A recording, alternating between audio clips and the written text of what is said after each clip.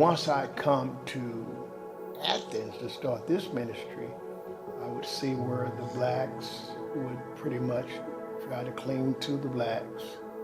And I saw the Spanish pretty much cling to the Spanish. I also saw the Caucasians, the whites cling to themselves. There's some dark history in Athens. I knew of some places that the drug use and some witchcraft stuff was going on. I was praying and just began to declare and decree as God was moving upon me that the churches of this community would come together, that things and strongholds were going to fall. And I remember it was just a powerful moment, and it felt like there was just a shifting in the spiritual realm. Where the spark in my heart really got lit was they met at Sand Springs. The community pastors met at Sand Springs.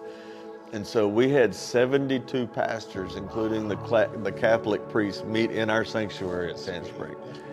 And that just birthed something in my mind of this is possible. I called Eric and I said, who's love thy neighbor? I mean, what's going on with that? You know, and he said, well, you know, we're having a meeting over at Thrive. And so I'm like, well, good, I'm coming. So, you know, being the shy, introverted person that I am, I just kind of walked into the room and sat down and just already quickly saw the value of that conversation. I remember I walked into that room, and that's where I met you, Pastor Allen, and I walked in that room and the humility. When we got in to start praying, I just got in the corner and wept the entire night. Because I said, okay, if we could just be humble, and we could prefer each other, and we could respect each other, the favor of God's attracted to that. When the people start catching it, and that's what happened. It used to be just us pastors were seeing the vision, but now it's the people, God's kingdom. Now they seeing it. I mean, it's one thing to sit and say, we know what's right, but to do what's right, that's right. That's along with knowing what's right, that's big. Is what's taking it to the next level. That's right. And that, man, I'm just so filled with just amazement and joy to see this happening. Even as an individual, as we turn inward, we'll go downward. If a lot of self-introspection turns into depression.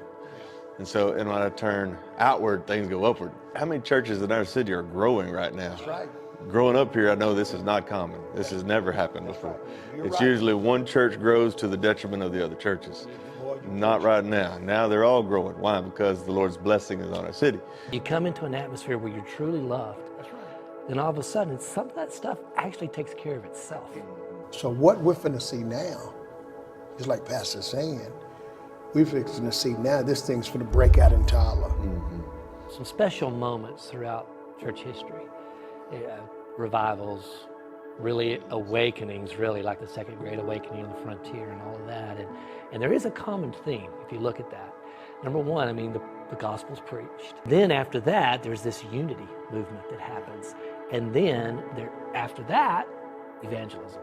The lost say, wait a second, there's a united family. There it is. And I want a place to belong. Culture changes and Jesus sits on his throne. There it is. That's where this is going. Not that we would get together and be able to worship together. Not that we would get together and be able to do a faith fest together, but that we would get together. Whenever we're loving God, we're loving people. Yeah. And whenever we're loving people, we're loving God.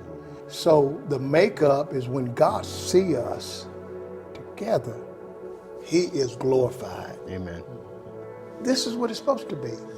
It was always supposed to be like this. That moment when you were emceeing at First Christian Church and you're going over the list, you're going over the list of the different churches, and you said, I lost count, how many churches was that? And then some sweet voice from over my right shoulder, I don't even know who it was, just hollered out, one church.